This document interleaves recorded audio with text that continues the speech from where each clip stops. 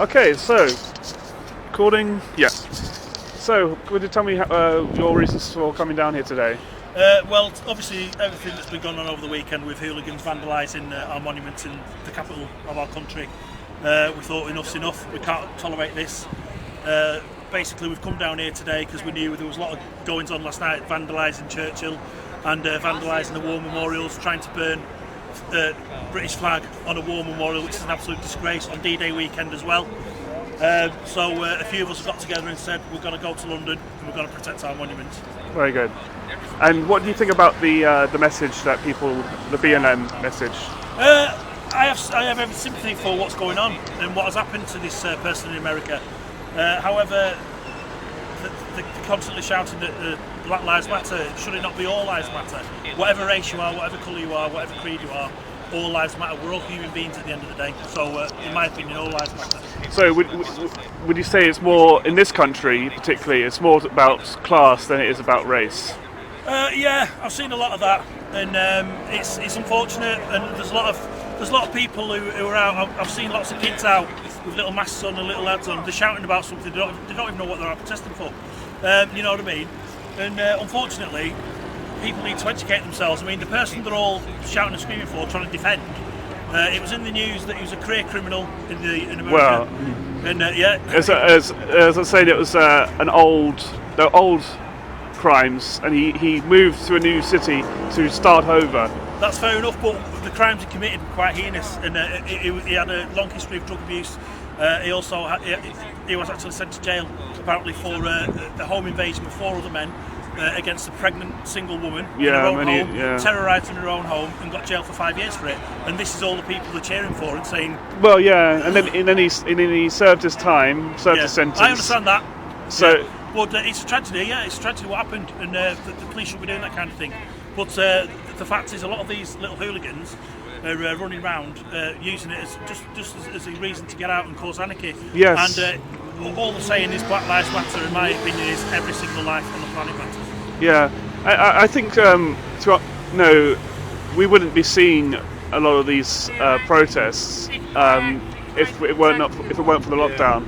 Or at least it wouldn't be as in big numbers. No, I totally agree. I think the lockdown has a huge factor in people, all these people coming out, because everyone's bored. Yeah. Be stuck at home all day. There's all these limitations. People are frustrated, and they've got nothing else to do. I understand that and totally agree. But no matter what reasons you got, however bored you are, it doesn't give you the right to vandalise monuments, war memorials, and spray paint. Churchill, spray paint cenotaphs, try and burn flags on cenotaphs. It also doesn't give you the right to knock police off the justification horses. for it, is there? No, not at all. I know people are bored. We're all bored at the end of the day with in my opinion, an absolute hoax of a virus. There's still no test for this virus anyway. It's, in my opinion, this coronavirus larky is the biggest hoax in history. All right. Yeah, I'm not being funny. The evidence is out there on the daily news updates. You've got Chris Whitty, who was the chief medical officer, turning around on his live daily update several weeks ago, turning around and saying that this virus is not a serious virus. The majority of people in this country will not get the virus. This is what is on his daily news report. You've got Matt Hancock turning around and saying that had to admit to the press the other week that people who've been tested, one person who was tested was classed as 2 positive tests. How can you class one person's test as 2 positive tests? You had to admit that live on TV. You've got another one also turning around and saying blatantly on his daily live update on the BBC, he turned around and said that people have had COVID-19 put on the death certificates when they haven't even been tested for it. Right. Now, how can you diagnose somebody with a virus that they've never been tested for? And that was going on all death certificates. And he admitted live on TV, his actual words were, just because somebody has COVID-19 on the death certificate does not mean they had COVID-19, because many of them have not been tested for it. So how can you diagnose them with COVID-19 if they've not been tested for it? Yeah, and I remember it was only weeks ago, or only, was it last month or maybe the month before, people were protesting in Hyde Park against the lockdown. And they got heavily called out for it because they're putting everyone at risk. Yeah, they were. But now these recent protests, all that concern has gone way out the window. No one cares. No one seems to care anymore. Unfortunately, this one thing, this one positive this weekend may have had on the whole country is the coronavirus has now disappeared. Because if they're going to turn around and say this, you can't do this social distancing, you can't meet more than 5 people, you can't be with your families in your own homes, when there's thousands of people protesting through the streets, stood right next to each other, there's something seriously wrong. Okay, and what is anything else you want to bring up? I just want the government to stop this absolute hoax of a coronavirus situation. In my opinion, the country are waking up to it. I'd also like to state that they're trying to force vaccinations on people, which is basically against inalienable rights, and it's also against human rights laws, and it's against something called the Nuremberg Code. Forced vaccines are illegal. Wow. Okay. So don't forget. I'm not being funny, but these so-called vaccines. Don't forget how long has the flu virus been out. Well, it's always mutating, isn't it? Has it ever solved? Has a flu vaccine ever cured? I think. Well, is it right? I'm not an expert. Is it right they come up with a yearly vaccine for each year's flu? Apparently and people so. are saying now maybe that might end up being the same for COVID. If COVID's going to keep mutating, it might be here. It might be with us forever. As some people have said. Well, the government have already admitted on the daily news updates that they falsified the figures. That's there for all to see. There's still YouTube videos all over YouTube with the actual government ministers admitting that they're falsifying the figures. So, to justify forcing people with vaccinations for a virus that's got a 0.01% death rate, and don't forget, it also says that the majority of people who've died from this virus, alleged virus, they're all people over 60, over 70s who've had the flu jab or have had lots of underlying health conditions as well. Healthy people that don't seem to have got it. You see the police walking around the street next to each other like that. There's no social distancing with the police. Is it one real for us? I saw a picture of the government the other day in Parliament. There were hundreds of MPs walking through Parliament. They were all right next to each other. So where's their social distancing? Yeah. And they're saying apparently George Floyd had actually tested positive for the virus. But I can't possibly comment on that, but I think it's an absolute joke. It's very convenient how a lot of people are actually being diagnosed with this fake virus after they've died as well. Let's wait for that to pass. But I think with just about George Floyd specifically, when he died, I think it seemed to be that tactic that they used on him. I mean, yes, the officer put his knee on the neck, but he didn't choke. It was asphyxiation on the chest. So by all those officers putting their weight on his body, and he got other health conditions, probably with his muscles and his fat and his weight, etc., etc.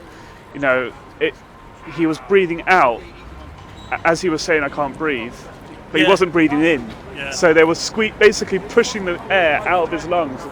And it was a horrible thing to see, but yes, it's a tragedy. There's no doubt that the police shouldn't get away with that kind of stuff. They should be reformed then. Well, of course they should be. I totally agree with that. Yeah. We do see a lot of it in America. Unfortunately, they are rather heavy-handed, and there's many people died in the US from police brutality, which is a serious concern. Yeah. So all police brutality should be stopped. Yeah. Yeah. So by all means, there should be complete reform. But now people are saying completely defund the police. And Minneapolis City Council has voted in favour of dismantling their police force. And it's as if the activists, they want it done overnight, not like a long, gradual process and reallocating resources to other things as a more of a long-term thing. They want it done immediately. And personally, I think that's going to end very, very, very badly. I've got one question for that. Who's going to deal with the crime before the police? Exactly. Yeah. I mean, it's going to be people are going to have to resort. Yeah, they're going to arm themselves. They're going to resort. Most of them are already armed in America as well. Yeah, we're probably going to see security companies / militias taking over. Yeah. In Minneapolis, and New York might be next. Because the New York prosecutor now is saying everyone who gets arrested for protesting, any protesters arrested, gets immunity. So it's insane. It's insane. Yeah, it's crazy. I just think that's carnage all over the place. You do have to have people, enforcing the law. But as I said, there shouldn't be overreaching and overstepping the boundaries, and there shouldn't be showing police brutality to anyone they arrest. Yeah, definitely. Okay, any final thoughts? No, just Leave our monuments alone. leave our war memorials alone, and it's part of history. Whether you agree with the people who are the actual memorials, what they did or not, at the end of the day, they are important memorials, historical monuments. Especially the Senate House. Don't be. That's to celebrate the war dead, people who fought and died for this country. If I know my history, I'm not a very big history buff, but I do know that. I can see why they pull down a statue like that. I'm not condoning it. I don't agree with it. However, it happened, but it shouldn't be. It should be a platform for them to deface and do the statues. It just made me think. So, would you have known he was a slave trader had it not been a big thing in Bristol? Well, I didn't know my history about it being, having a history in slavery. Okay. However, obviously I don't read too much into it. Fair enough. But I was aware of it, and as I say, I can understand why people would want to deface and want to destroy a monument like that for what it stands for.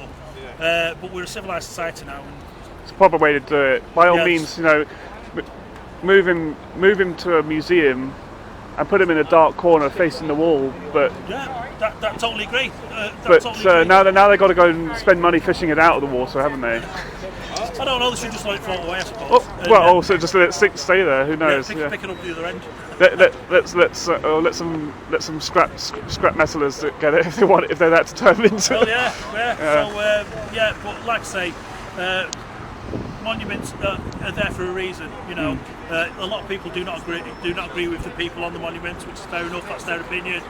But do not be defacing our cenotaphs that are celebrating our war dead.